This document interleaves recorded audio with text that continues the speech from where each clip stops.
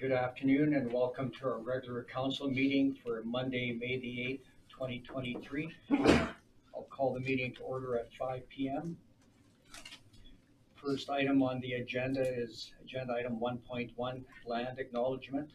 The town of Coaldale acknowledges that we are gathered on the lands of the Blackfoot peoples of the Canadian Plains and pays respect to the Blackfoot peoples past, present, and future, while recognizing their cultural heritage, beliefs, and relationship to the land. The town of Coaldale is also home to the Métis Nation of Alberta, Region 3. 1.2 on the agenda is conflict of interest declaration, pecuniary and non-pecuniary. Are there any in the room this afternoon? None declared, thank you. Moving on to acceptance of the agenda, item 2.1. For the regular council meeting agenda for May 8th, 2023. Are there any additions to the agenda? Seeing none, can I get someone to make a motion to adopt the regular council meeting agenda for May 8th, 2023 as presented? Councillor Saylor, any further discussion? Seeing none, I'll call the question. All those in favor? Carried unanimously, thank you.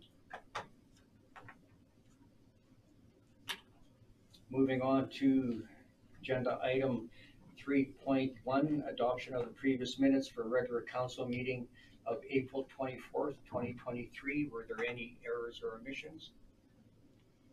Seeing none, can I get someone to make a motion to adopt the regular council meeting minutes from April 24th, 2023 as presented? Councillors Chapman, any further discussion? Seeing none, I'll call the question. All those in favor? Carried unanimously, thank you. Moving on to agenda item 3.2, the special council meeting minutes from April 27th, 2023. Were there any errors or omissions? Seeing none, can I get someone to make a motion that council adopt the special council meeting minutes from April 27th, 2023 as presented? Councillor Pickering, any further discussion? Seeing none, I'll call the question. All those in favor? Carried unanimously, thank you. Moving on to agenda item 4.1, business arising from the minutes. We have our Director of Recreation and Community Services, Russ Tanner, presenting on giving us an update regarding the Coaldale swimming pool project. Russ, when you're ready, the floor is yours. Thank you. Thanks for the time through the Chair, Mayor, and Council. So what's in front of you is a report that's being provided so that we can take the opportunity to give you a little bit of an update on how the pool project's going. The pool project was budgeted $495,000 for 2023, and it was pretty much split up into the PVC membrane that's replacing the liner that had failed on us. Adding some water slides, and also purchasing some deck furniture and an accessibility ramp. So we took the deck furniture and accessibility ramp upon ourselves, as staff, rather than going through a third party to try to keep costs down. And so we've accomplished that. You'll see a little bit later in the report on that. But what we did is we did a request for proposal on both the PVC membrane and the water slide. And in the analysis section here, administration issued that report sometime last year, and we received two bids. Northern Aquatics bid on the PVC membrane at $217,500. Acapulco Pools for the same replacement of PVC membrane was at $291,600. And then with the water slides, Northern Aquatics came in at, and they did a variable. They gave some options for it. At $200,000 to $247,000. That being the low one, we took that and went to the Waves of Lace working group, and we had some input at that at some of their meetings on what slide options they felt actually were the best. Administration awarded the PVC membrane replacement to Northern Aquatics. It's at $217,500 plus GST. And with input from the from the Waves and Blades working group, administration landed on a double slide option at an estimated $237,500. Also with Northern Aquatics. The supply and engineering of the slide is taking longer than originally anticipated. The company that they purchased the slide itself from is out of Ontario. They're working on some of the wind loads and things like that in southern Alberta, and so it's taken a little bit longer than originally anticipated. To keep costs down, we're actually working with them on doing some of the concrete work ourselves and pilings, so that we can keep costs down. So some key considerations in looking at, and that's the other thing is when this slide gets ordered and comes, at the earliest it would actually be here would be the middle of July. And so the middle of July, and they say it would be an estimated 7 to 12 days to install the slide. And so as part of this update, administration is also seeking some direction from council. There are a few decisions in front of you for council that we put out there, and there could be a third option if you chose. But option one, administration suggests that council direct administration to close the pool and council program for an estimated 7 to 12 days to accommodate the installation of new water slide, which certainly would be our recommendation. We would be recommending the option number 2, the council direct administration to push the installation of the water slide to the off season in order for Coaldale swimming pool to stay open for a full swim season. We just feel that closing for 7 to 12 days in the middle of the program is in the middle of summer would impact such a small window drastically. At the same time, we're not even totally convinced yet that slide's going to be here by the end of July. So we recommend the council approve option 2, direct administration push the installation of water slide to the off season in order for Coaldale swimming pool to stay open for a full swim season. Thank you, Russ. You bet. Just before I open it up to council, I have a couple of questions myself. Mm-hmm. So council passed the proposal for the water slides on September 26th of 2022, and then you went out for the request for a proposal after that, correct? Yes, that's correct. Okay, and then the request for proposal, when would that have closed? It closed, I'm sorry I don't have that with me, but it closed, you know what, I'd have to look back at my records for that. Okay. My concern is that that's been 7 months, and when they say no, the slides won't be coming until the middle of July, like, I'm sure this was all written up before the end of 2022. Like, wouldn't we have known when we awarded the contract that there would be such a long delivery on the slides? Well, so when we did the request for proposal, both companies that proposed, the second one, Acapulco Pools, actually recommended that was too short of a timeline, that they wouldn't actually guarantee that the water slides and the PVC membrane would be done. However, Northern Aquatics did feel that they could meet that timeline. For both, or just for both, they did recommend that they could meet that timeline. So immediately I signed off on the PVC membrane, knowing that was a must, that in order for us to open, we needed the PVC membrane to be done. We were working on options of slides with the user group, with the Waves and Blades group. When we chose that option, they then go back and they start doing engineering on the tower and on concrete. We were close to signing a contract with them, and then they were concerned about the Southern Alberta winds. They did take some time to get back to us. In all fairness, I think an extreme amount of time. Northern Aquatics was working as a middle person with the supplier, with the people that supplied the slides. But it is just recently that we got told that those slides wouldn't be here in time. That they would, or would that they wouldn't be here in time to open up for the season. So do they have the piling figured out now, like what we need for that? So now what we're doing is they estimated some concrete work, and in meetings with them to try to pull things back on track, to try to get things, here in time, just a few weeks ago, and try to get things within budget. Their estimations on concrete were coming back where Northern Aquatics felt they were high and that they were not practical. And so we're now pulling the concrete out of that to try to get a better deal, knowing that we won't have the slides in time Okay, and my final question then is, do we know what the footprint is now for those slides, that if we're gonna do it in-house, why can't we do the pilings before the pool opens and then do the slides later when they come in July? We have the footprint. We wanted to nail down that cost and make sure that they were allowing us to take that portion of the concrete out to get those savings. Now we're prepared to sign off on that equipment from the slide being shipped to Alberta with the expectation that we would take on the pilings. And then once that's done, they will put their time and effort and money into the engineering, provide that to us. And yes, it's our hope that within the next 3 weeks, 3.5 weeks, that if we have that in time, we can get some of the concrete work done ahead of time.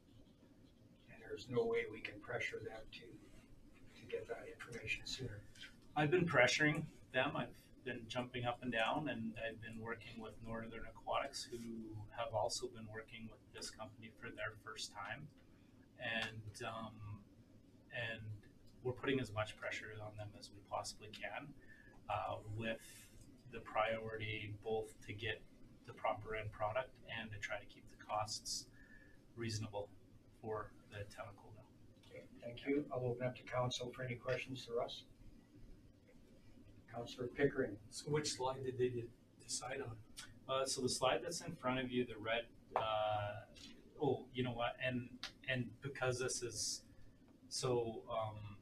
this is actively happening as we're going, I could very well have brought you what slide and footprint that we're doing that we basically arrived at 2 working days ago.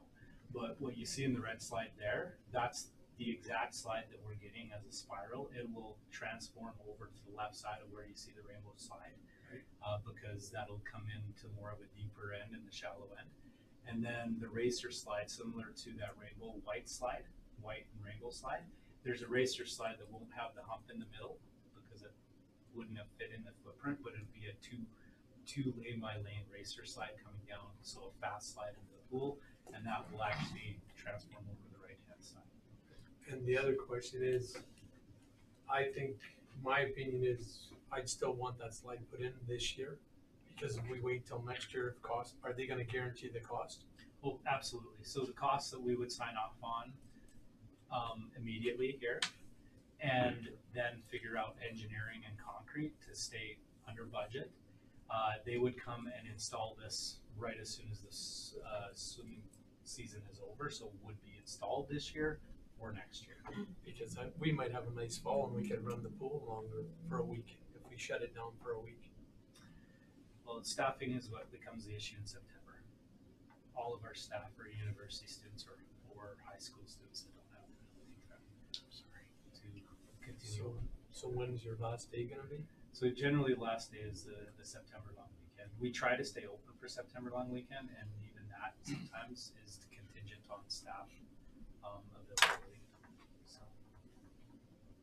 Councillor Chapman. Yeah, thank you, Mayor. Just a question then, maybe just refresh my mind. So the two bids, they're obviously between $50,000 and $100,000 apart for the water slide, right?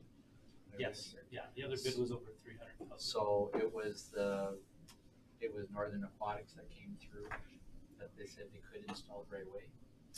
Northern Aquatic Supplier said they could have the water slide here initially. Oh, okay. And that's changed. Yeah. Thank you. Deputy Mayor Beekman. Thank you, Mayor.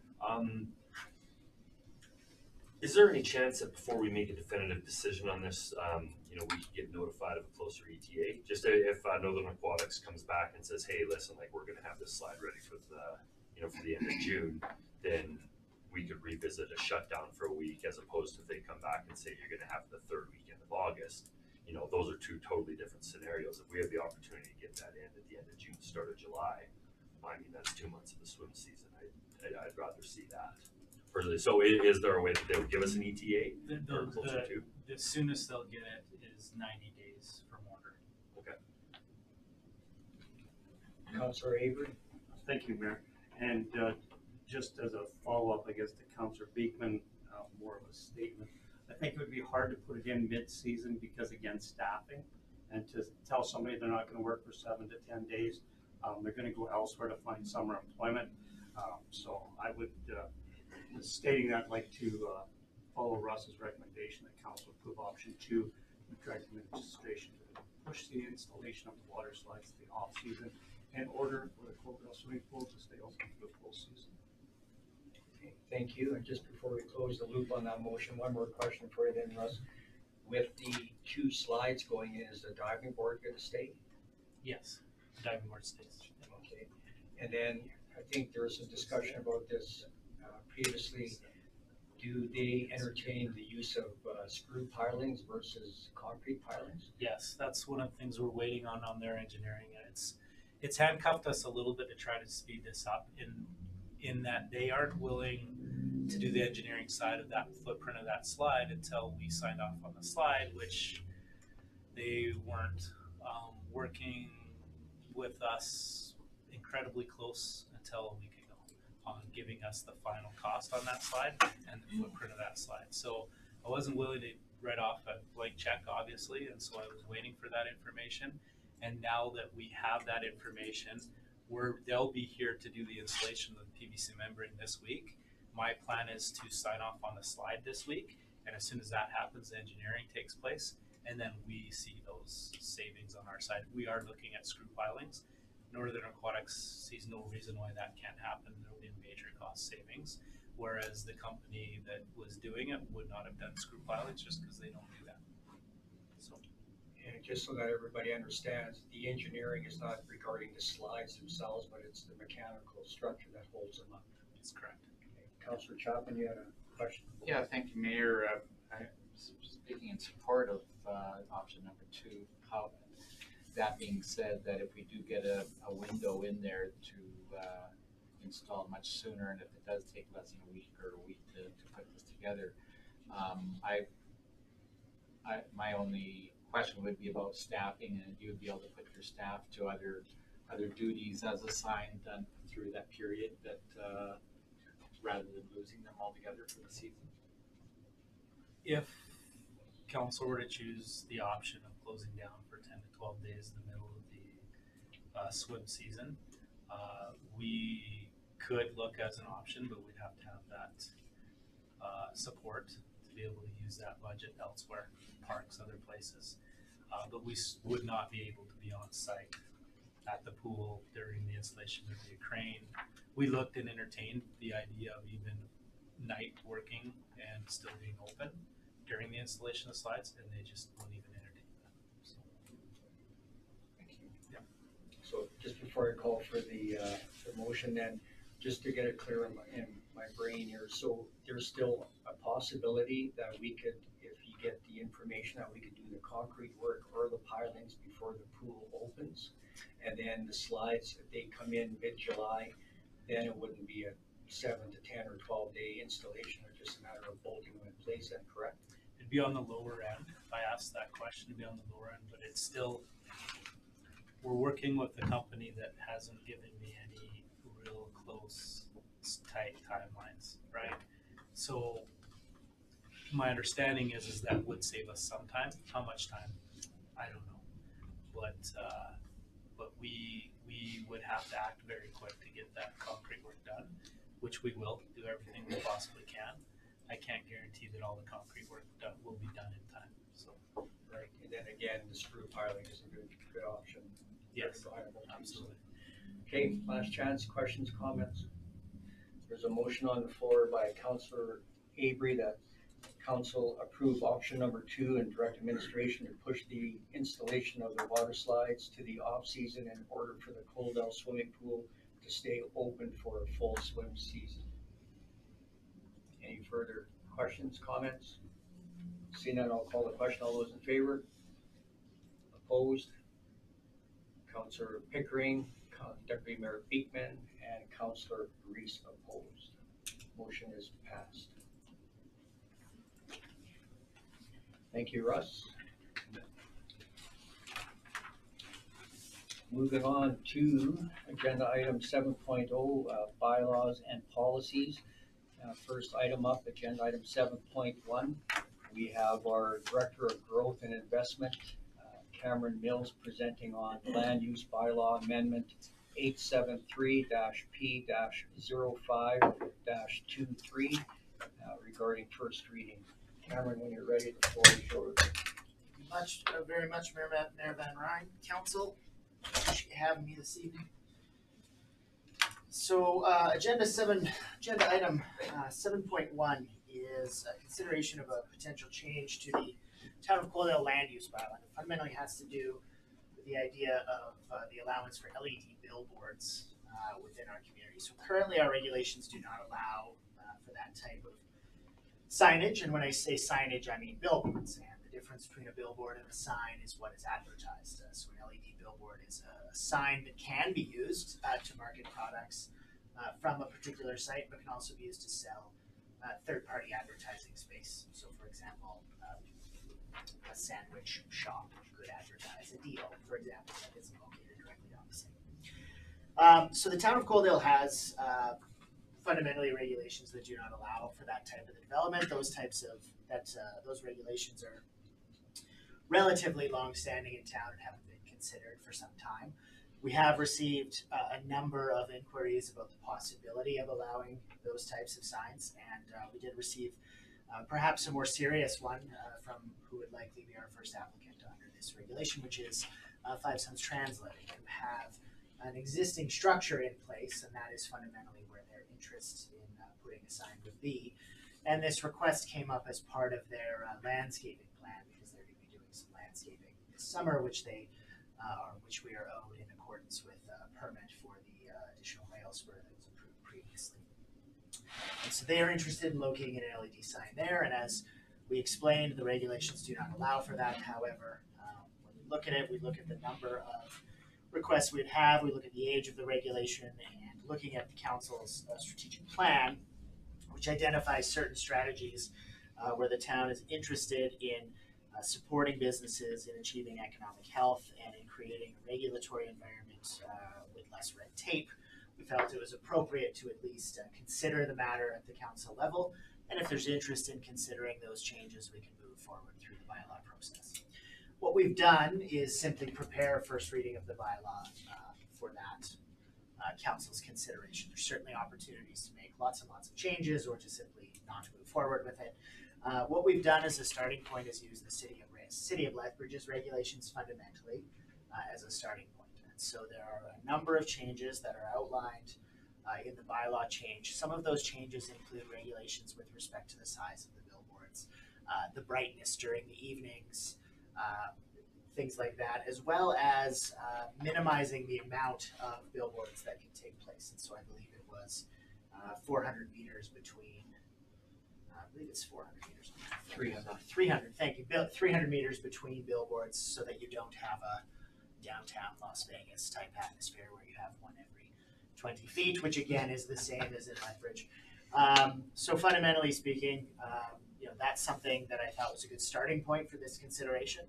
I have done some work with respect to the placement of LED billboards in the city in a previous life.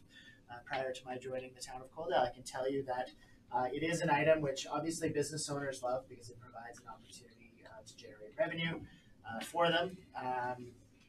There are other reasons why they may be viewed positively as well, and there is going to be a certain component of the population which prefers that they not exist. Some people find their brightness irritating, for example, and things like that. So it's always an item which is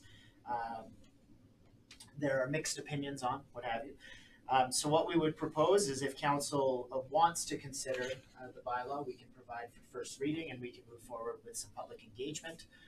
Put it on our Coaldale Let's Connect page. Put some advertisements in the newspaper, encourage people to provide feedback that way, have a public hearing, and then prior to consideration of second and third reading, there's lots of opportunity for various voices to be heard on the matter.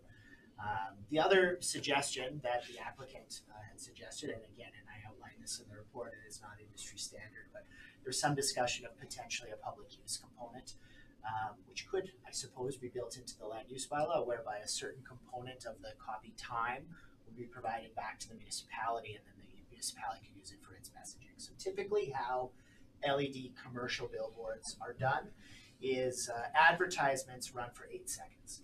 And the advertisements would have no motion. It wouldn't be video. It would be a static advertisement for 8 seconds, and then it would transition into another advertisement, which would last for 8 seconds. And typically there are 10 8-second slots, so there's an 80-second cycle. The idea, the proposed idea was that 2 of those 80-second slots could be provided back to the town, and then the town could do things like advertise Summerfest or let people know about public hearings or just generic messaging the town wishes to put in place.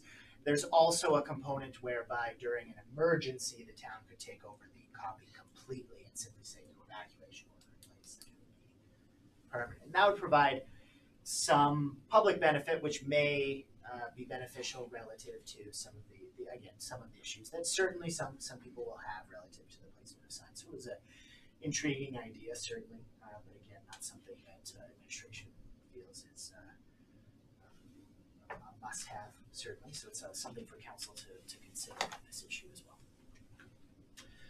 With that, administration's recommendation on this matter would simply be to provide first reading so that we can engage in the public engagement, and at that point we can see what the desire of the community might reflect. Thank you. So can you explain how this would overlap into portable LED signs?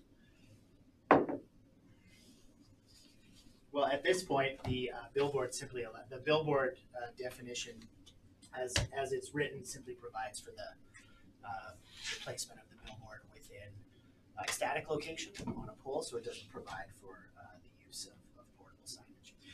The regulation also requires they can only be located along Highway 3, and within specific zonings, they would be discretionary uses within those zonings. So for example, even if you had a highway commercial zoning which allows for this type of usage, if you find yourself on Highway 845, for example, you would not be eligible for the signage. And from our perspective, certainly in the short term, if council does want to move towards allowing for these types of uses, probably the more conservative approach of allowing them on Highway 3 first, seeing how they fit within the community, and then potentially saying, oh, maybe they are a good fit on perhaps the industrial park 10 years from now is a spot where they might fit. But I think for now, our opinion is Highway 3 is probably the only suitable location for them this time. So Cameron, there's some suppliers that have those LED signs on trailer mounted for different events. So would we massage this bylaw to allow something like that then as well? Thank you. Yes, we certainly could. I might suggest that we'd want to treat that differently than a billboard. So again, the billboard signage is really focused on what you might call third-party advertising. So it's the ability for Five Sons to advertise Ford, for example. Whereas an LED sign that's on a portable unit is really more about, like, usually it's a single advertisement to say, like, Summerfest is at this time, for example, and it's parked in a location. And so we can generally accommodate the potential for one-off advertisements of that nature. We could certainly look at making some tweaks to the bylaw to allow for that type of thing as well, if that's council's direction. But that's not something that exists. We wouldn't want to treat that as a billboard because, again, billboards are a very much more specific thing. So from a staff perspective then, for time commitments to drafting such a bylaw, are you saying that we should treat the trailer mounted ones at a separate time under a separate bylaw of some sort, or do it all in one? Thank you. No, I do think it would certainly be possible. So council might want to make a recommendation to approve first reading of the bylaw and direct council or direct administration to prepare an amendment to incorporate mobile LED signage into prior to second and third reading. We did have our group at ISL Engineering provided the initial sort of framework of this. They've got far more experience in other municipalities and put this together quite quickly, and I suspect that they could prepare an appropriate amendment for that in a relatively short period of time. Okay, thank you. I'll open it up to council. Councilor Chapman. Yeah, thank you, Mayor. You brought up a good question about portable LED signs, and my question probably would be through to Cam, if I may, with regards to portable LEDs. So, for example, Alberta Transportation does put up from time to time signs that say, May 15th through the 30th, we're doing overlay or rehabilitation or 4-H or highway cleanup crews are out, you know, those sorts of things. So normally those kinds of billboards or that portable signage normally would come under like a 90-day permit through the town to comply with location and setting. That is correct. Generally speaking, those types of signs aren't the LED style. They're simply an illuminate, like Sure. the illumination with letters. The LED sign is functionally more of a television screen that has, you know, images and things of that nature. But yeah, typically those types of permits, any mobile sign permit is going to be time limited. Typically, yeah. Just a follow-up question, Mayor, if I may. The land use bylaw amendments that you're proposing, are they just exclusive to this LED lighting, these LED signs? Like there isn't any other changes in there that you're asking about, say permanent on a fixed or rolling or whatever? Yeah. Okay. Thank you. Any other questions, comments? So back to the portable one again, and you used a prime example for the Summerfest, where we have many events taking place over a 1 or 2 day period. So would it be okay to ask for a friendly amendment to your proposed motion here, that we can deal with those as well?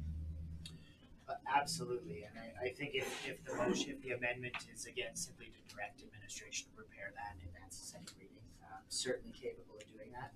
And from a planning perspective, there's certainly the reason that is left out is simply that it wasn't part of our consideration. It's not that we have some serious concern about that type of violence. Okay, so is it fair for me to ask of council, is there anybody against adding that little friendly amendment? Okay, so I'll leave that up to our CAO to come up with the wording for that. No pressure there, Kalen. Just need 30 seconds. Okay, so then, last chance, questions, comments for our presenter. So then, I'll be looking for a motion that council provide first reading of land use bylaw amendment 873-P-05-23, and further direct administration to set a date and time for a public hearing at a regular meeting of council prior to consideration of second and third reading with the addition of the amendment that Kalen's going to be. Okay. Councilor Reese, you're willing to make that motion? Okay. I'll just get Kalen to read that back.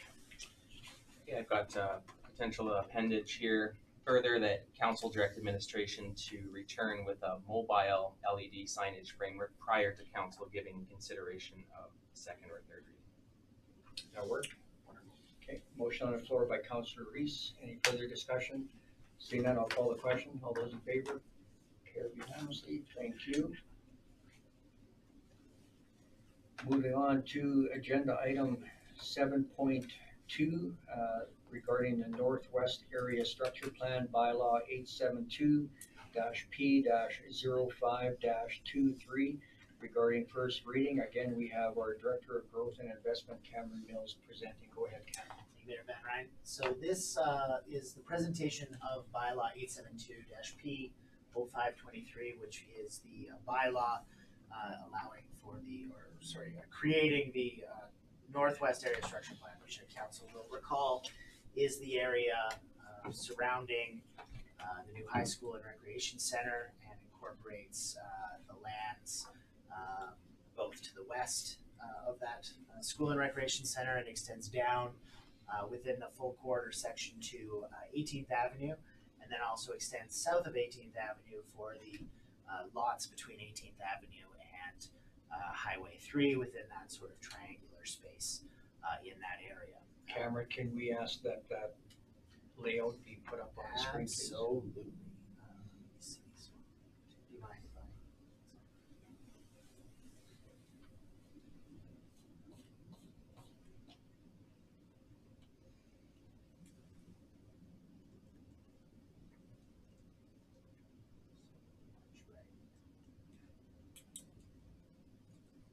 Let's bring the development concept forward. That's the.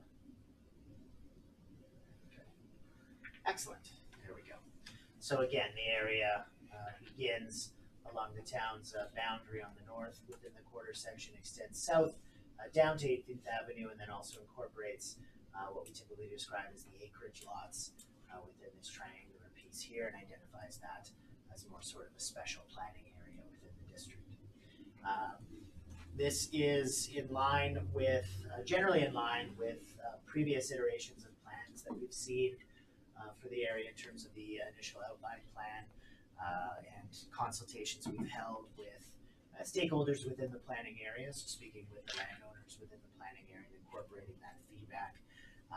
And then also as we engage in the process of work in the process and engage in sort of high level engineering and things like that, things adjust and change over time. So relative to the last time a map like this would have been shown, the fundamental difference has to do with the placement of the southernmost stormwater pond here, which was initially slated in this type of region, with this being the seniors area and this being a park area of a slightly different design.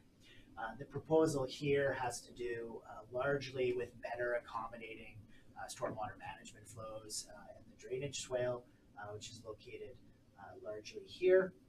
Provides for an easier construction of a stormwater management facility, which I suspect would likely be somewhat smaller than this, which would simply incorporate more open space to the west. And that then moves the multifamily piece here for seniors, which here for seniors as opposed to here provides for a slightly longer walk to the recreation center, but also still provides one of the chief things we were looking for the area, which is to say provides for surrounding the facility with ponds and quick access to walking trails and nature, making sure that we provide a beautiful space, high quality, beautiful space for a seniors residence in this portion of the community that I think would very easily be designed to be fit into this space.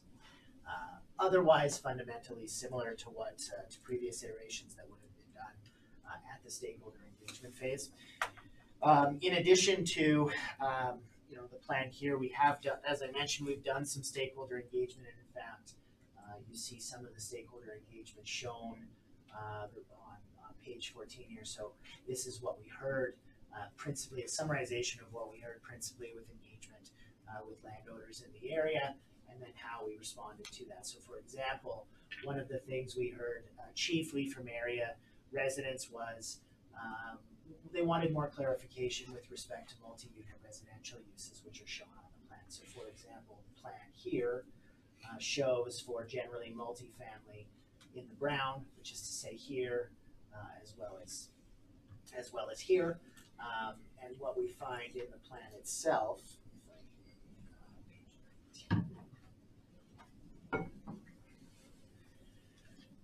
now we added policies as a reflection of that to state what those multifamily areas would be designed to look at. So to get a little bit more specific, so for example, Area C is anticipated to provide multi-unit development similar to existing development along 18th Avenue to the east. Driveway access will be limited along 18th Avenue, and enhanced landscaping and pedestrian access will be provided along the north side of 18th Avenue. So this is speaking, for example, to these units on the southern portion of the main quarter section plan area. So that's feedback we received from stakeholders and then incorporated into the plan. So that's just an example of how we go about doing that process. From this, what we're proposing here is to take the plan, which is fundamentally a complete draft at this point, and now to engage one more time with our stakeholders, which is to say our landowners within the plan area, and then also to expand that consultation out to the general community, look to get some broader public feedback on the document prior to, again, a public hearing and second and third reading, which at this point we're anticipating for late June. For when, sorry? Late June. Okay, Thank you. Any questions, comments for our presenter? Councillor Chaplin. Yeah, thank you, Mayor. I think I like the concept and the direction that we're planning on going with it, and speaking in favor of moving forward with this idea.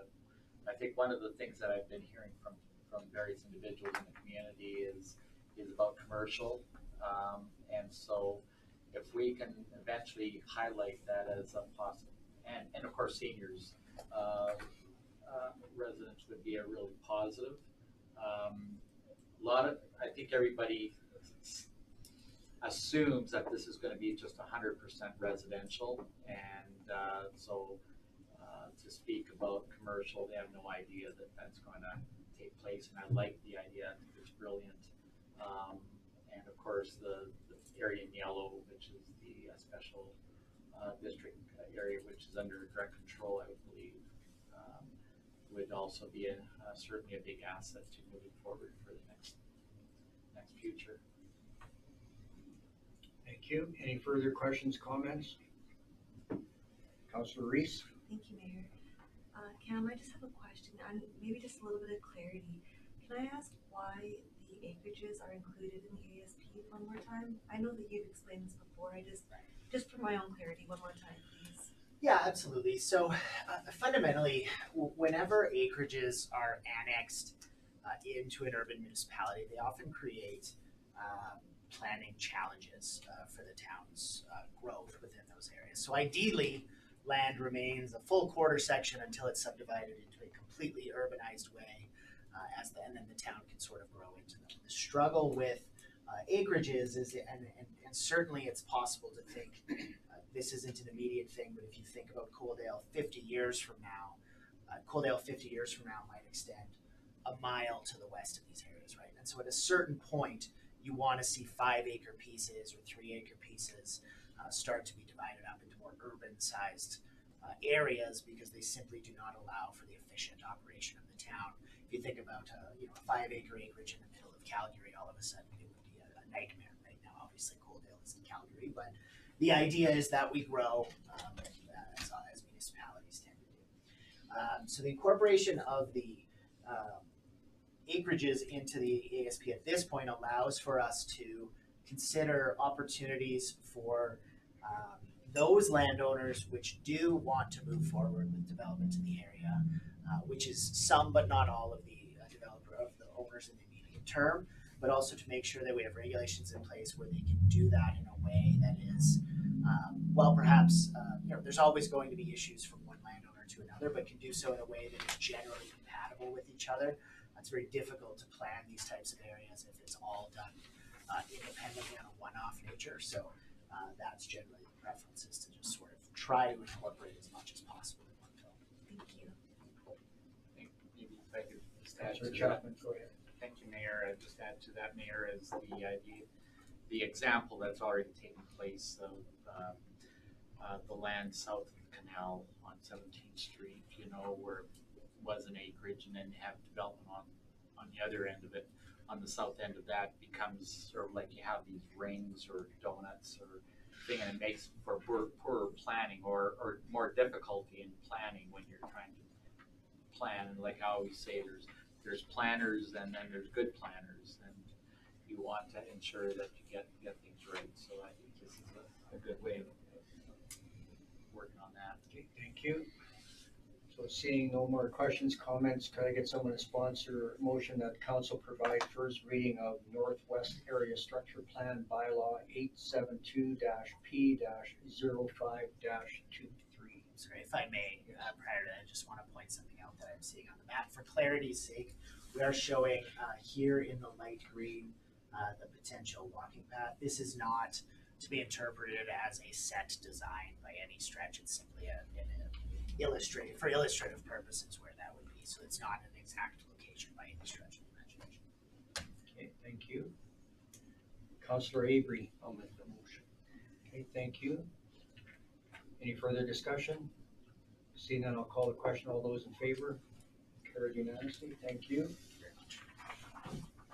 Thank you, Cameron. Moving on to agenda item 7.3. We have the Coaldale Granite Club update regarding their loan of $20,000, and we have our CAO, Kalen Hastings, presenting. Go ahead, Kalen. Thank you, Mayor. This is a follow-up to our special council meeting of April 27th. I do have an update here. Instead of having a written bylaw, which was the original intention, the Coaldale Granite Club has repaid the $20,000 loan that's issued to them. So the good news is that's a little bit less paperwork on our end. The intention of the loan was to be short-term all along, and it was to help them get through the operations of their last month of the season. Given that they'll have limited expenses over the summer off-season, they look like they're sufficient for cash flow at this time. Their season doesn't start up again until October, and as they shared, they do have a casino coming up in March. So given that we're now into May, they thought it was easier to just repay the loan than to enter into an agreement with us in the form of a bylaw. So that's the update. There is no bylaw, but they did pay the loan back, and that summarizes my update under this council item. Okay, thank you. So is a verbal update sufficient, or do we need a resolution of some sort to close the loop? I think a resolution receiving the update is information confirming that the Coaldale Granite Club has repaid the loan. Something of that nature I think might be good to have in the minutes, just given that it was an agenda item not just for this meeting but also the special council meeting. Okay, thank you. Does someone care to sponsor that? Deputy Mayor Beekman, thank you. Any further discussion? Seeing none, I'll call the question. All those in favor? Carried unanimously. Thank you. Moving on to new business regarding the RCMP retro pay raise. We have our Chief Financial Officer and Deputy CEO Kyle Beauchamp presenting. Kyle, when you're ready, the floor is yours. Okay, thank you. Good evening, Mayor and Council. So this is in regards to the RCMP retro pay raise that has kind of been on the agenda here for a number of years that we've had discussions on this. You have a timeline of events here for information for Council, and once the agreement between the federal government and the RCMP was reached, and kind of how we've gotten to what the town of Coaldale owes for this back pay. So our previous estimates, and that we've accrued on as a liability already for this back pay, is $260,000. The actual expense came in at $346,000, just rounding there. So there's a overage or additional $85,000 that we haven't accrued yet. Largely, the first estimate that we received was based on the 286. We received additional information from Public Safety, who does calculate this. They originally had us estimated at 70% funding, which we are obviously not at 70%, we're at 100.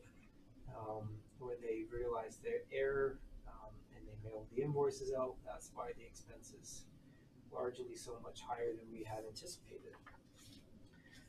So they have kindly given the option for municipalities to pay this interest-free over a timeline of 2 years, so up to March 31st, 2025. So I have a couple options for Council to consider here. First option is we can agree to pay the full retro pay of $346,000 on the extended schedule at March 31st, 2025 at interest-free. I see no reason not to take interest-free payment over a couple years if we agree with this option. It's essentially free money. Other option two, Council can dispute the amount owing or delay payment to the federal government. There is some uncertainty regarding what ramifications or repercussions would come from this, possible policing service levels or impact on federal grants is unknown at this time, or if there are any other options at Council's discretion. So kind of with the risk associated with option two, administration is recommending option one, but I'm happy to turn it back over to Council for discussion on this. Councilor Avery. Thank you, Mayor. I would like to recommend that we hold off on paying it until after our provincial election, and then we can do some more lobbying on the 70-30 split. Being the federal government even mistakenly give us an estimate at the 70% and then invoiced us at the 100%. So I think we should hold off, see what happens May 29th, and then maybe proceed with this same item in June. Because we were all at a meeting as well in Lethbridge that it was kind of recommended that we didn't pay it at all, but that's not good municipal governance either. So I think we should just hold off till after the election and see, maybe provincially we can do some more lobbying. Okay, thank you. My only, so if we go with option one, that we hold off until March 31st, 2025, would that not cover that off then? Not really, because we're still got the 100%, right? So I believe we should only be paying the 70%, the same as every other municipality in this country of Canada. And I know we're special in Coaldale, but not an extra $300,000 annually special to the federal government. So I think that we need to, after this election, hold the provincial government at task with our policing, that we get the same fair deal as everybody else in Alberta, never mind Canada. Well, for myself, I totally agree with what you're saying, but just to deal with this subject at hand, would it be fair to say if we were to massage the motion to read, council can agree to pay the retro pay amount with the extended payment schedule, so it don't have an amount in there? Yes. Yeah. And then that gives us a couple of years to deal with this. Would that work for you, Kyle? Yeah, it would. The way I interpreted the offer for the extended payment schedule, it's not like you get 2 years and then you have to pay it. They may essentially amortize it over 2 years. So to a point where if you want to Councillor Avery's point, if you want to dispute it or fight it somehow, you could always get to the point where you pay up to the 70% and be like, okay, we're gonna hold off then and have these discussions. So Before I call on Deputy Mayor Beekman, Avery, just finish your. And we do have the 70% already set aside, correct? We just don't have that 85. yeah, we're short 85,000. Right. So we could pay them what we were initially quoted because our administration has budgeted for that, and then we can dispute that 30%. Right. So then how would you reflect that into the motion then?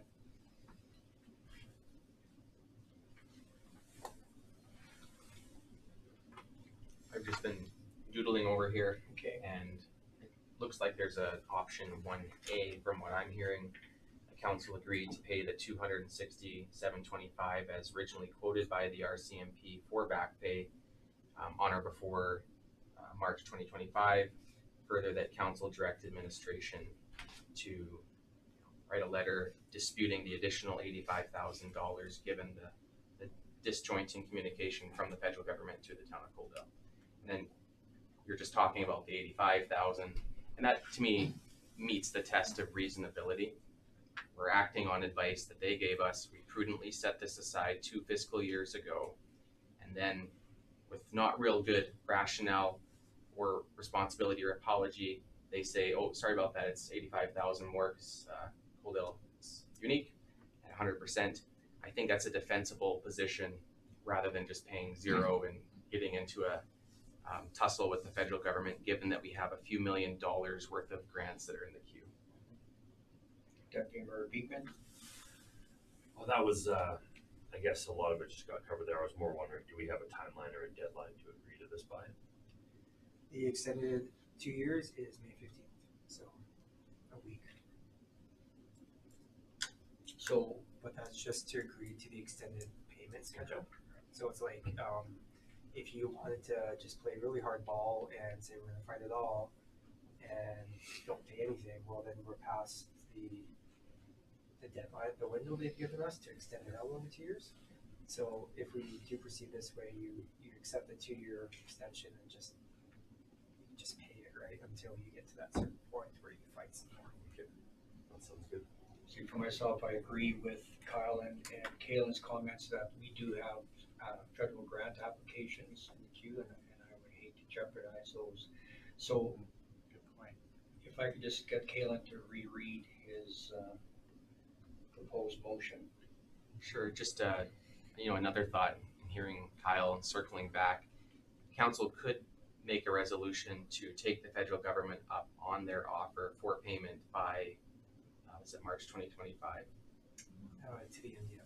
And then be vague on what specific amount that is, and then what you can do, period, is make that motion, we make that communication to the federal government, and then at the same time, separate and apart from that decision, continue to lobby both levels of government. There is an election happening eventually, and who knows, on or before March 25, there could be a federal election. We just don't know these things. And that probably gives council the max amount of flexibility to maneuver amidst the circumstances. Okay, so with that being said, reread that motion as you just amended it again. Okay, I did not write all that down. Just a question, Mayor, if I may. Go ahead, Councillor Chapman. When we arrived at 260,000, I remember previous council, and I remember when you were on council before, when we arrived at the agreement, Mayor, that we would only be paying for active duty in the agreement, and that periods of time where they would be without a member in the community, I think it's after 90 days, that we wouldn't have to pay. Would that have been part of the $260,000 formula that they created, or would you know whether this is just a flat amount that they came up with? It's based on the number of net officers that we had established and working. So if you had somebody on leave, if it met the criteria, they wouldn't count from that net establishment. So it shows it on this back page. Yeah, so like if you look at page 82 of your agenda package, kind of in the middle there, point 2, you'll see 2 pool costs, right? And then it says FTEs, and it shows down the FTEs per year, right? Yes. So that's the net police officers that you're paying the back pay on per each year. Okay. And then we're also paying the overtime at 100% cost as well. Everything's at 100%, yeah. And the other question I have, when you came up with the $260,000, I added 30% onto that, and I came up with a lower number. So the 85,000. So if we go back to the kind of the timeline of the events in the agenda package, so I'll clarify this a bit. So there's the RCMP, right? The RCMP has their own internal accounting billing, and there's Public Safety Canada, who is responsible for negotiating these agreements with the RCMP. So once the collective agreement was signed in August of 2021, a few months later in December, the RCMP, who as administration, we deal with the RCMP and their accountants. I don't deal with public safety. The RCMP sent me an estimate based on 70%, that it was $260,000. A few months later in 2022, Public Safety comes out, sends us a letter and says, on the low end it's 240, on the high end it's 251. I took that letter and I'm like, well, it's pretty close to the 260 I've already gotten. I'm just going to leave it like that. But it turns out Public Safety's number that they estimated was much higher than what the RCMP had given us.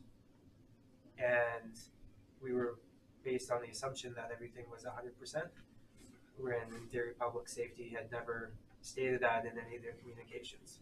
They had already given us, they had given us information that the amounts were at 70%.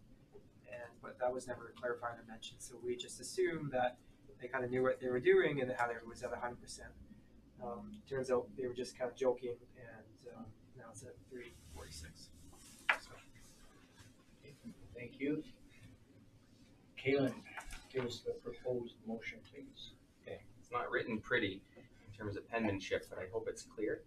So the council elect to pay the RCMP retro pay amount to the federal government in March 2025 pursuant to the extended payment schedule the federal government offered to municipalities to cover this outstanding expense. To cover off your concern, Councilor Avery. Thank you. Looking for a sponsor for that resolution. Councilor Chapman. Any further discussion? Seeing none, I'll call the question. All those in favor? Carried unanimously. Thank you. Thank you. Thank you. Moving on, under new business agenda, item 8.2, the Palliser School Division Naming Committee. And we have our Manager of Government Relations, Jonathan Wensveen, presenting. John, whenever you're ready. Thank you, Mayor. So this staff report is pretty simple. As you may know, Palliser School Division formally launched a public engagement campaign to solicit name ideas from the public for the new high school. And part of this process is going to involve forming a naming committee once they close off submissions from the public. And this committee will be formed to choose a short list of possible names that will then be returned to the public for more feedback. In any case, Palliser School Division has requested that a member of council be appointed to this committee, and administration sees no reason why there shouldn't be a member of council on the committee. So to ensure some representation from council, we're just requesting a motion to appoint somebody from council to this committee. Thank you. Any volunteers that want to put their name forth? We have Deputy Mayor Beekman and Councilor Chapman. Anybody else? We're gonna need some post-it notes. Yeah, I was just, I have some on my desk Should I? under the window. Sorry. I would gladly give it to Councilor Chapman. Yep, absolutely. Yes. Thank you. Or we can rock, paper, scissors. I played that in though, so. So then I need someone to sponsor motion that council appoint Councilor Chapman to sit on the Palliser School Division Naming Committee as requested by Palliser School Division. Councilor Reese is going to make that motion. Any further discussion? Seeing none, I'll call the question. All those in favor? Carried unanimously. Thank you. Thank you, John. Moving on to agenda item 8.3 under new business regarding the 2024 Southern Alberta Summer Games report. And we have our Director of Recreation and Community Services, Russ Tanner, presenting. Go ahead, Russ. Thank you, Mayor and Council, for the time for this. The purpose for this report is to provide Council with an update on the status for the 2024 Southern Alberta Summer Games host community opportunity. Further, to provide an outline of the process moving forward and request Council's feedback. Attached, there's a letter of intent to host the 2024 Southern Alberta Summer Games, consistent with Council's strategic plan. This letter was needed to secure a spot in the process. So prior to COVID, the Southern Alberta Summer Games had been the longest consecutively run multi-sport event in Western Canada. Coaldale is looking to work with the Southern Alberta Recreation Association, known as SARA, to bring back this long-lasting Southern Alberta tradition by hosting the 2024 Games after a 4-year hiatus. Hosting such an event will coincide with the grand opening of the town's state-of-the-art multi-use recreation center. The following events are the events that we've proposed at this time to the Southern Alberta Recreation Association to run. And they're based, basically, as I go through this list, just so you're aware, they're based off of what we know locally we have some expertise in and some resources and equipment in, and to ensure a memorable return with the greatest potential success in mind. So we've kind of chosen at this point in time, and when I say we, this is our Community Services Department. I've been involved with hosting personally, once in Taber and twice in Brooks, this event, and spearheading the team of that. And but I've also been involved with the Southern Alberta Recreation Association for over 20 years, and so the games are something that I grew up going to and also have been supporting for some time.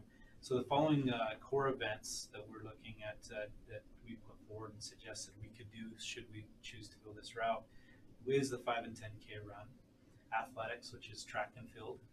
And certainly, I've already, picked the school division's brain, and they're the ones with the resources to do that. They would be ecstatic to run something like that. Ball hockey, baseball, badminton, 3-on-3 basketball, cribbage, mini soccer, and photography. And we'd also like to offer the following: lacrosse and pickleball, as they're becoming quite popular here in Coaldale. We'd also look at potentially offering flag football on the new AstroTurf and the new field house. The 5-on-5 program would go really well there, actually.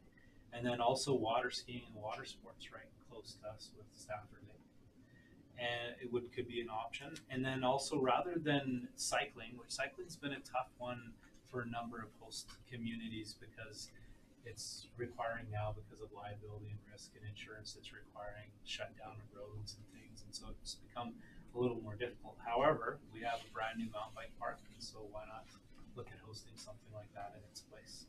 And then some of the other ones that we need some support in, we don't currently have a swim team or swim club and the equipment to run those types of events, but we do have Pitcher Butte and other communities that are close proximity, and we function under the flag and work of the county of Lethbridge. And so we look at partnering with some other groups to do swimming, possibly beach volleyball, maybe build some courts. I'm not sure if they have them at Stafford Lake yet or anything, but those have been kind of some of the suggestions to create some facilities that are actually there for some time, right, afterwards. Archery and equestrian are some other ones we'd have to look into. But our recommended next steps, so what would it take if we wanted to, continue forward? Well, the council passed a motion directing administration to continue planning for the 2024 Southern Alberta Summer Games. Further, the 2024 budget included an expense line item of $53,500, and we got that number from the attached projected budget, of which we've looked at other host communities and what they've spent on certain events and things, and then what they've spent themselves, and that's generally what comes out of it in the end, right around that number. And that administration forms the Southern Alberta Summer Games Committee with community member as part of the part and parcel of the planning of the event, and the committee will consist of the appropriate positions to support entertainment, events, sport delivery, and fundraising initiatives. Something to consider is this event does draw anywhere from 1,500 to 2,000 participants generally when it was happening in the past, and so this gives us an opportunity to showcase our facilities. We have amazing existing facilities such as the quad sports fields, the recently upgraded arena, recently renovated swimming pool, mountain bike park, and last but certainly not least, the new recreation center will be open by then. The community's there's also the economic spin-off of fuel and food and all types of shopping within our community that shouldn't be taken for granted either. There's an economic spin-off that's difficult to come up exactly with what that number would be, but it happens in communities that host campgrounds and all those other things. But it's an opportunity for the entire community to come together and celebrate sport and entertainment while showing off our amazing town. The town of Coaldale's strategic plan states the following under the recreation section: that we want to open the doors to our exceptional recreation centers to serve residents of all ages and abilities, and embrace opportunities to showcase the town through future events, and also support a major recreation events driven by the community to attract visitors, to enhance community pride, and provide fuel for the economy. There are two options that we've put in front of you. You could come up with a third if you'd like, but the first one that the council directs administration to continue planning for the 2024 Southern Alberta Summer Games. Further, that the 2024 budget include an expense line item of $53,500 for hosting the Southern Alberta Summer Games. However, recognizing that other participating partners and revenue sources can be explored between now and then. And option two, the council private administration with further direction. And administration is recommending that option one, the council direct administration continue planning for the 2024 Southern Alberta Summer Games. Further, that the 2024 budget include an expense line item of $53,500 for hosting the 2024 Southern Alberta Summer Games. And I'd be happy to turn the time over to you guys for any other questions. Thank you. Quick question that I have for you. So you went through some of this already, but I want to ask you again, if one of us gets stopped on the street tomorrow and they ask us, what are we getting for the $53,500 that we're gonna spend on this, what would be an answer? Well, there can be legacy projects created, like with some of the money that's spent when you're buying some equipment and things for the track and field. That equipment can go back to the school to help enhance theirs. If we build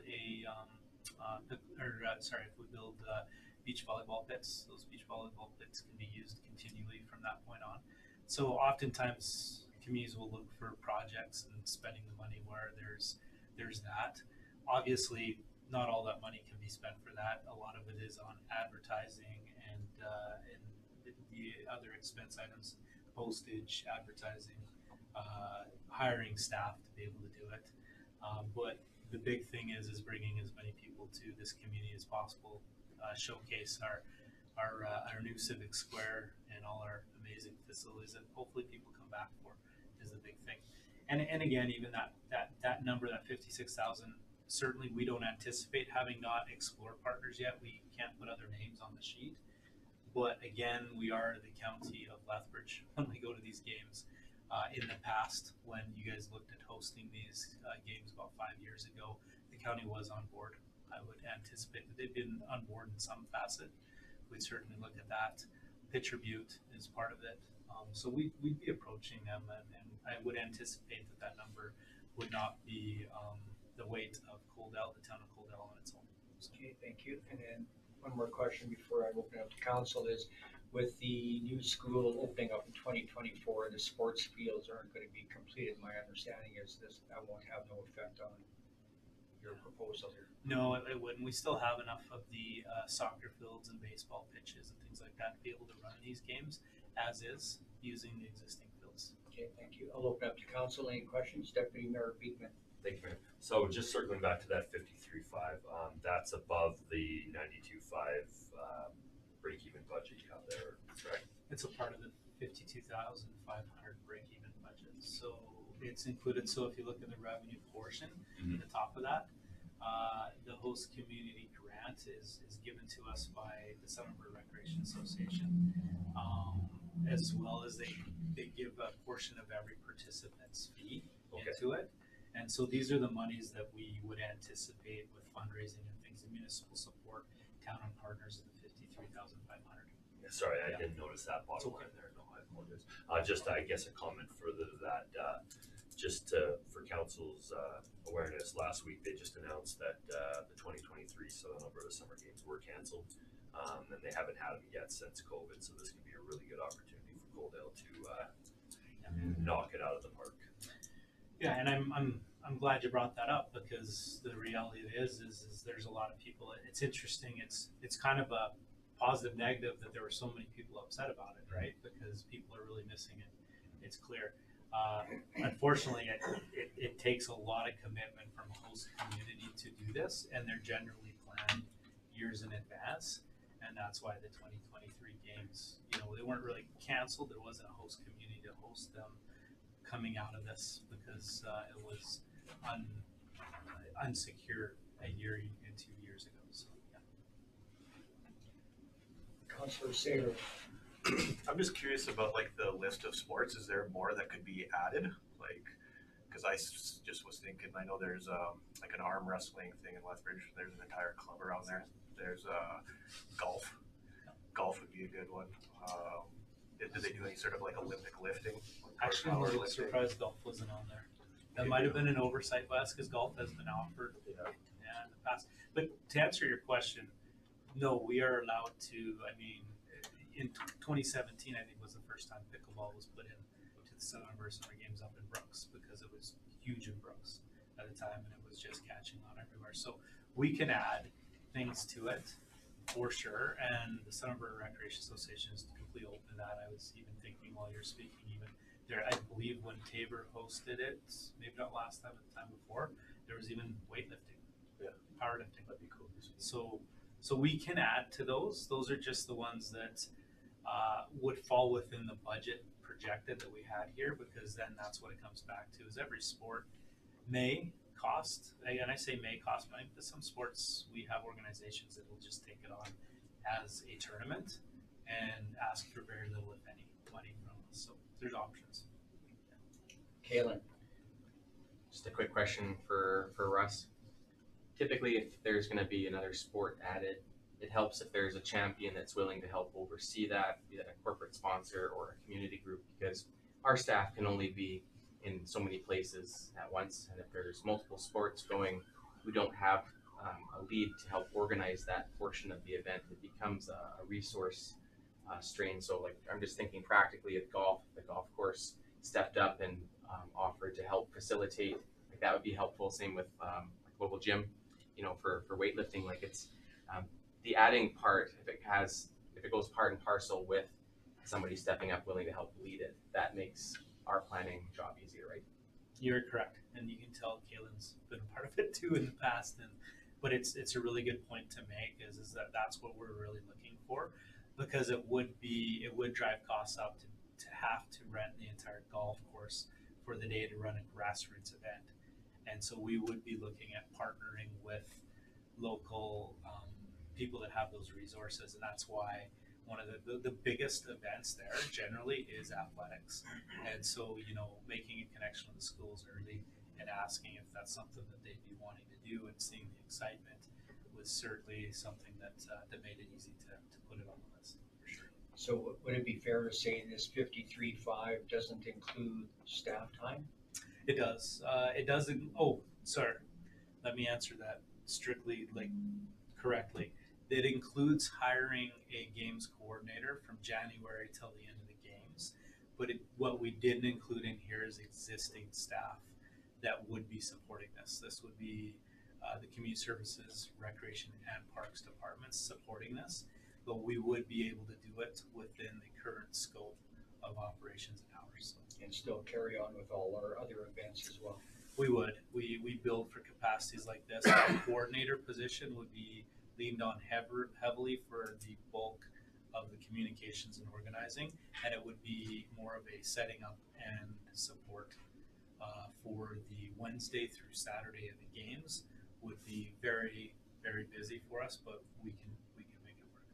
So, and this 53.5, what budget line is that? Where does that money come from? So the 53.5 would certainly have to come out of. We need to work with finance on to where that would come. We would be looking for sponsorships and things like that from the community and try the best to do that. But we would have to work with finance on where to support the line at 53.5.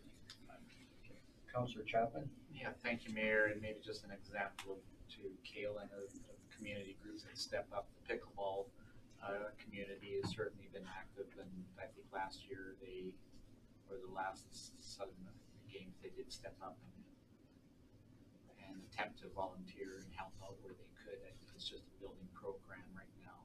Yep. So my question to you, Mayor, is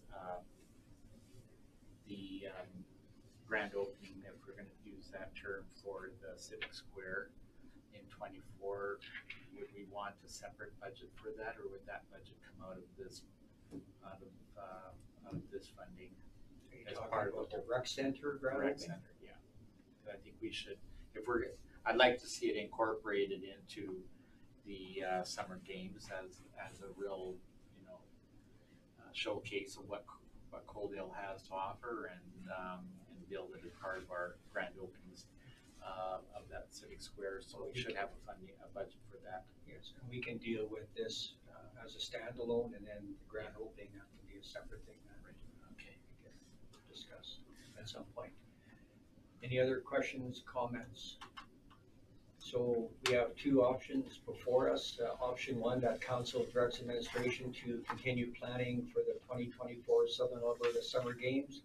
Further, that 2024 budget include an expense line item of $53,500 for hosting the 2024 Southern Alberta Summer Games, and recognizing that other participating partners' revenue sources can be explored between now and then. Or option number two, that council provide administration with further direction. So I need someone to make a resolution for either option 1 or 2. Councillor Avery. I'll make a motion for option 1. Thank you. Any further discussion? Seeing none, I'll call the question. All those in favor? Carried unanimously. Thank you. Thank you, Russ. Thank you. Good night, guys. Okay, moving on to agenda item 11.0 under correspondence. We have 11.1 municipal affairs regarding a letter regarding the Highway 3 pedestrian crossing pathway grant that was dated on April 13th, 2023. So thank you to MLA Grant Hunter for helping us obtain that grant. And we also have under correspondence agenda item 11.2 municipal affairs once again regarding a grant for the treated water reservoir and pump station engineering grant that was also dated April 13th. Is there any questions, comments on either of those items? Councillor Chapman? On both letters, I'd like to thank the signatures to these letters. I'm just curious, Mayor, as to a sentence that they have in here, which is really quite interesting. Which letter? Both of them actually say the same thing, and that is that they request let me see here. Well, I look forward to sharing this important investment. Please do not publicly communicate this funding approval until provincial announcements are made. That was because we received a letter prior to MLA Hunter attending Civic Square to announce Make the announcement. Okay, thank you. Kalen? Just a couple comments here. I'd also like to give a shout out to Mr. Mills behind me here. He is our grant wizard. He works with our technical staff and consultants and helps beautify the language into a compelling business pitch. So I'd like to thank Cam for his hard work in putting these grants together. With regard to the Highway 3 pedestrian crossing grant of $544,000, this is not a grant that we budgeted for. So if nothing else, this serves as hopefully a surplus, but also a nice contingency for when we commence this project in 2024. This is on top of the budget that council's already approved. And then with regard to the AMWWP grant for treated water reservoir and pump station, this is not exactly what we asked for. So we did ask for $4 million to include engineering and a portion of the capital infrastructure. So what they did is approve us for $525,000, and that's for the not just a portion of the engineering, but also the project administration for when the construction takes place, with no percentage of cost sharing for the actual infrastructure itself. And so my recommendation would be to send a letter of thanks for these letters, but also a letter for the reservoir reminding the province of the continued importance of receiving the remaining $3.5 million or so for the infrastructure portion of this project, given that we are going to be designing in 2023 and then tendering sometime in the spring of 2024. Thank you. So I'm going to be looking for 2 motions, and Kalen, if you want to get something written up for your idea on the second motion. I need someone to make a motion that council receive the correspondence from municipal affairs in items 11.1 and 11.2 as information. Move chair to sponsor that. Councillor Avery, any further discussion? Seeing none, I'll call the question. All those in favor? Carried unanimously. Thank you. And then the second motion regarding our continue to ask regarding the treated water reservoir and pump station engineering grant that we received. Kalen, whenever you're ready there. Okay. And while Kalen's figuring that out, we'll circle back to that. The next, that'll be the end of the open portion of the meeting. So I will require a motion that council move into closed session at 6:30 p.m. in accordance with section 197-4-B of the Municipal Government Act to discuss matters exempt from disclosure for items 13.1 and 13.2 subject to section 25, economic and other interests of a public body. Item 13.3, subject to section 21, intergovernment relations, and section 23, local body confidences, and section 24, advice from officials.